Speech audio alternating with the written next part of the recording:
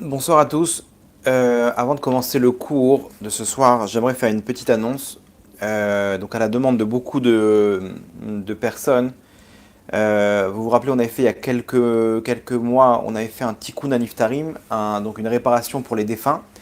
Euh, on a eu beaucoup de demandes de gens qui ont pas pu participer ou qui ont pas eu la possibilité, qui n'étaient pas au courant à ce moment-là. On a eu beaucoup de demandes et la vérité, c'est une organisation qui n'est pas facile, mais on a décidé avant Rosh Hashanah de réorganiser donc un tikkun aniftarim, une réparation pour les défunts. Je vais tout de suite vous résumer de quoi il s'agit, mais en tout cas, ça sera donc jeudi prochain, le 22 septembre, c'est-à-dire dans à peu près 10 jours, jeudi 22 septembre. Donc on réorganisera ce tikkun aniftarim. Alors de quoi il s'agit? Le Rav Yehuda Ptaya, Rabbi Yehuda Ptaya, qui était un grand Mekoubal de la dernière génération, lui, il est venu sur Terre pour réparer les morts. Et il arrive à une conclusion que la chose la plus importante pour réparer les défunts, c'est de faire ce qu'on appelle le tikkun aniftarim. Donc comme son nom l'indique, c'est la réparation des défunts. De quoi il s'agit? On réunit là-bas, il explique qu'il faut réunir 10 Talmidei Chachamim qui ont moins de 18 ans, donc 10 jeunes étudiants en Torah qui ont moins de 18 ans, leur prière elle est beaucoup plus forte, de se réunir dans une salle et de commencer le premier livre de Teilim, ok, de faire une interruption. Et on a un Sefer Torah, on sort le Sefer Torah, on le met sur la Teva, et là-bas on fait des hakafot, on tourne autour du Sefer Torah en lisant des psukim, et là-bas on fait une demande, une prière assez longue pour qu'Hachem il ait pitié de ces neshamot, donc de ces défunts, et qu'ils puissent les faire monter dans les mondes d'en haut, dans le Gan Eden, et que ils errent dans ce monde-là, alors qu'ils puissent avoir, par l'intermédiaire de nos prières, par l'intermédiaire du Sefer Torah, la grâce et la bonté et la miséricorde pour trouver leur place dans les mondes d'en haut. Une fois qu'on a terminé, on sonne le chauffard et on passe à la deuxième akafa. Donc Abraham, Yitzhak, Yaakov, comme ce qu'on fait un peu à Simchat Torah, ok, à Hoshana Rabbah, sauf que là on fait spécialement pour demander la pitié pour les défunts. Alors il faut savoir que malheureusement, quand on quitte ce monde-là, si on n'a pas réalisé le nombre de mitzvot suffisant, ok, à ce moment-là, notre corps, la Neshama, elle ne trouve pas son corps spirituel pour arriver dans sa place dans les mondes d'en haut pour l'éternité. Et donc la Neshama, elle erre, malheureusement, elle erre dans ce monde-là. Ok, donc il y a des Neshamot qui tournent autour de nous, on ne sait même pas. Des fois, ces Neshamot-là, elles rentrent dans des corps, et ce qu'on appelle des dibouks, ok, et elles se cachent là-bas parce que là-bas, elles sont poursuivies par des anges qui, on va dire, leur fait réparer leurs fautes pour leur donner la possibilité de trouver le repos éternel. Ce qu'on fait a pour but en fait, de réduire tout ce temps, des fois ça peut durer 5, 10 ans, 15 ans, 20 ans, de réduire ce temps qui a été décrété pour eux par l'intermédiaire de la prière. On prie, on demande à Hachem, t'es bon, on lit les Tehillim, et par ce mérite-là, tu répares les Neshamot.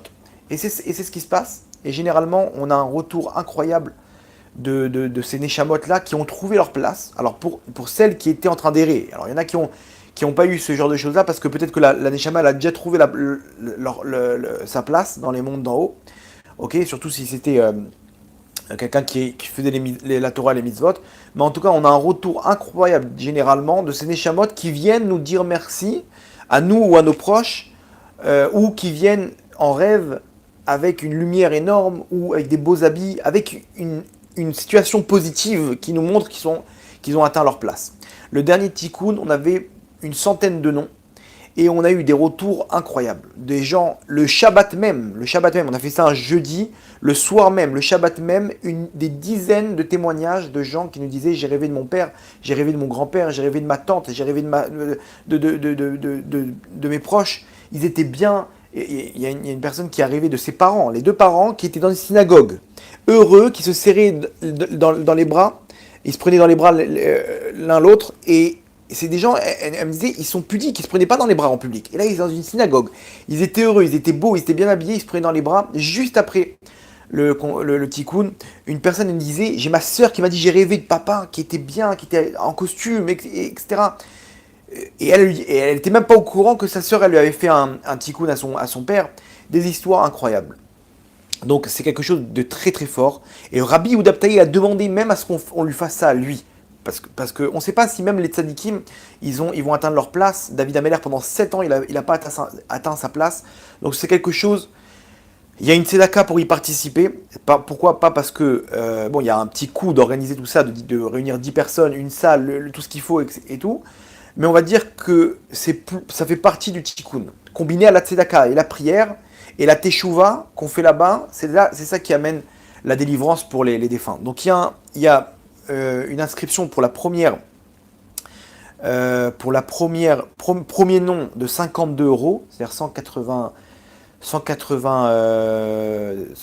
shekels. Et tous les noms qui suivent derrière, c'est 26 euros. C'est-à-dire 26 euros.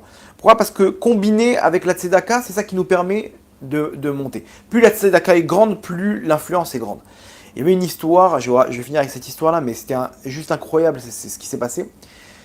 C'est qu'il y avait une femme qui m'a appelé et qui me parlait du cas de son fils, un adolescent de 17 ans, qui est complètement parti en cacahuète, complètement, qui fait des crises, qui a une tendance suicidaire, et qui veut mettre fin à ses jours, qui fait des crises terribles. Il a fait des passages dans des hôpitaux psychiatriques, dans des hôpitaux, il a pris traitement sur traitement, les psychologues, les psychiatres, ils savaient pas, comment dire, ils savaient pas ce qu'il avait, ils lui ont donné plein de trucs et tout, comme ça, pendant des mois, elle me disait, je sais pas quoi faire avec mon fils.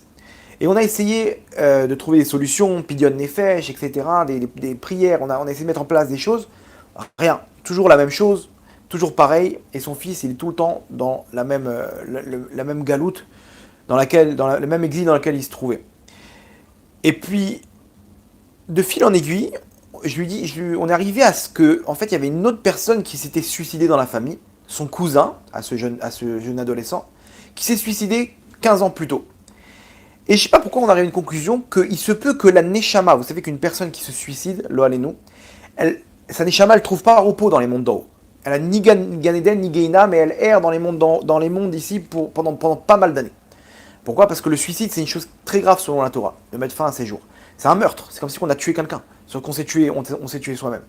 Et cette personne-là, je lui ai dit, il se peut que, s'il a une tendance suicidaire, cette Neshama de son cousin, elle est rentrée en lui. Et je lui ai dit, vous avez pas mis son cousin pour le Tikkun Niftarim? Parce que si jamais on arrive à réparer cette Neshama, alors elle peut libérer votre fils. Elle me dit, non, j'ai pas pensé à lui. C'est vrai, c'est après coup que j'y ai pensé, mais le pauvre, même lui, j'aurais dû lui donner même 100 shekels, mais ça aurait aidé à sa Neshama. Je lui ai dit, alors, c'est une piste et tout. Elle dit quoi, alors comment on fait? J'ai dit, écoutez, on peut faire un tikkun niftarim que pour son cousin. Mais ça a un coût important. Pourquoi? Parce que c'est une histoire à peu près l'organisation, c'est une histoire de 1000 euros. Elle m'a dit, écoutez, je le fais. Si c'est pour mon fils, je suis prête à tout, je le fais. Elle a cherché dans ses économies, elle a trouvé la somme, où je crois qu'on l'avait avancé, on avait fait un arrangement et tout pour qu'elle puisse payer au fur et à mesure tout au long des mois. Et on a organisé ce tikkun-là. Écoutez bien, on a fait un seul tikkun que pour le cousin de ce jeune homme-là. C'était une des pires après-midi de toute ma vie. Des embrouilles sur embrouilles. On n'a pas la clé. On doit trouver le Sefer Torah. Le Gaba est celui qui nous donne la clé. Toute l'année, il est présent. Ce jour-là, il disparaît. J'appelle, il répond pas. Je me dis, mais on n'a pas la clé, on ne peut pas faire de tikkun. Les jeunes qui sont là avec moi, que j'ai réunis, ils sont limités. À une heure précise, ils doivent rentrer à la yeshiva. On a fait ça pendant la pause. Maintenant, on est retardé. On me dit peut-être d'avoir telle personne, il a un double. Et je fais le tour d'Ashdod. Et il faisait très chaud ce jour-là. Le Mazgan ne marchait pas. C'était terrible. Je me retrouve à monter à pied tous les étages. Le mec, il répond pas au téléphone. Je tape à sa porte. Je fais une enquête dans la rue pour savoir où est-ce qu'il habite. On me dit tel endroit. Je monte chez lui. Sa femme, elle me dit non, mais il est en train de dormir. J'ai dit, mais je l'en supplie. Imaginez une heure de recherche jusqu'à la fin, on se retrouve avec la clé pour ouvrir le Echal et sortir le Sefer Torah. Sans Sefer Torah, on peut pas faire ce tikkun-là. Le Sefer Torah, ça fait partie intégrante de ce tikkun. Je me retrouve avec la clé, je suis en nage, j'en peux plus, on est fatigué, eux ils attendent depuis une heure de retard. On ouvre le Echal, on sort le Sefer Torah, on commence à tourner, j'ai plus de force. Je vais pour sonner le chauffard, le chauffard ne sonne pas. Ça m'est jamais arrivé de toute ma vie. Ça fait pas mal d'années que je sonne le chauffard, et jamais il y a un problème. C'est-à-dire, il y a des fois, il est un petit peu enroué. Mais là, il marche pas. C'est-à-dire comme si qu'on souffle dans un tuyau, il y a rien qui sort. Et tous les barourim me regardent. Qu'est-ce qu'on fait? Waouh, je lève les yeux vers le ciel, je dis Hachem, c'est pour toi, c'est pour ta shrina, c'est pour tes enfants qui sont en galoute, qu'on a besoin de sauver. Cette Neshama qui est en train d'errer, qu'on a envie de lui donner sa réparation. Aide-nous. Tant bien que mal, j'arrive à pousser un son. On repart dans le deuxième livre de Tehillim. Le deuxième son du chauffard, c'était moyen. Et après, d'un coup, il y a eu un élan incroyable. Et il y a eu comme si que ça s'est libéré, comme si qu'on ne pouvait pas passer. Pendant le premier tiers du tikkun, on n'arrivait pas à passer. Et à ce moment-là, on est passé. Le troisième chauffard, magnifique, et ainsi de suite. C'était le feu. Les gens, ils crient là-bas dans tous les sens, tellement on a senti que ça s'est ouvert dans le ciel. C'était bloqué, bloqué. Et je lui ai dit à cette femme-là, j'ai dit, écoutez, j'ai jamais vu ça de ma vie. Il y a eu un gros blocage. C'est-à-dire comme si en haut, les forces du mal, ils voulaient pas qu'on libère cette Neshama. Et bah, au Hachem, on est passé. Écoutez bien, ce jeune homme-là, du jour au lendemain, il a changé d'une extrémité à l'autre. Bien sûr, les crises de suicide, c'est terminé. Il est devenu gentil, bien, posé, heureux. Il est là en train d'aider les autres. Il veut se marier, il veut avancer. Il s'est remis dans la Torah, dans les prières, dans la Gdusha, dans tous ces trucs. Un tzaddik, c'est devenu un tzaddik. Il était entre la vie et la mort, spirituellement, matériellement, psychologiquement parlant, dans tous les sens. Sa mère, elle me disait, c'est un rêve pour moi. Même dans le plus grand de mes rêves, je ne m'imaginais pas qu'il allait redevenir le petit garçon gentil qu'il était. On a des mois et des mois. Sa neshama, elle a été libérée. Il y a eu ce dibouk-là, vraiment une histoire incroyable. Pour vous montrer la force, même quelqu'un qui s'est suicidé, comment ce tikkun est important. Donc, avant Rosh Hashanah, vous savez que même les morts, ils sont jugés. Enfin, Rosh Hashanah, même les morts, ils sont jugés. Donc, on va refaire ce tikkun parce qu'il y a plein de gens qui ont raté malheureusement. Et on a envie d'améliorer leur jugement pour les morts. Peut-être que mesure pour mesure, Hachem aussi va avoir de la pitié pour les vivants. Que mesure pour mesure, Hachem aussi va améliorer notre jugement. Ok, donc je vous donne rendez-vous sur la page correspondant Tikkun HaNiftarim sur le site tovhachem.com. T-O-V, le tiré du milieu H-M.com. Là-bas, il y a tout ce qu'il faut pour mettre le don, le nom, les noms auxquels vous voulez participer. C'est jusqu'à jeudi. Donc diffusez un maximum. Vraiment, je pense qu'on va essayer de faire ça 1 à 2 fois par an. Peut-être après pour Pessah. Donc voilà, vraiment profitez pour que ça soit qu'on fasse ça au maximum de personnes. Si c'est un problème d'argent, n'hésitez pas à nous contacter. On n'est pas dans on va rentabiliser, vous inquiétez pas. Donc on n'est pas dans le truc si vous avez beaucoup de noms, etc. N'ayez pas peur, parlez avec nous. On trouvera un arrangement sur plusieurs paiements, etc. On est vraiment hyper détente. Il n'y a pas de problème. Le but, c'est pas c'est pas un business, c'est pour les neshamot. S'il y a un problème, on trouvera un arrangement, vous inquiétez pas. Deuxième chose, je vous rappelle pour le kollel de nuit qu'on a mis en place avec un grand Mekoubal.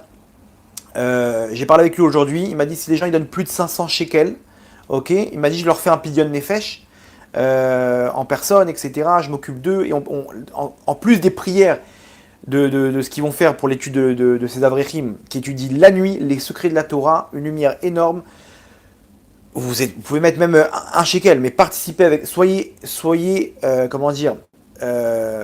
Soyez partenaires avec nous, vraiment, je vous dis, c'est quelque chose de très très pur, de très très grand, qui peut amener beaucoup de délivrance, beaucoup de force, beaucoup de protection. On en a besoin.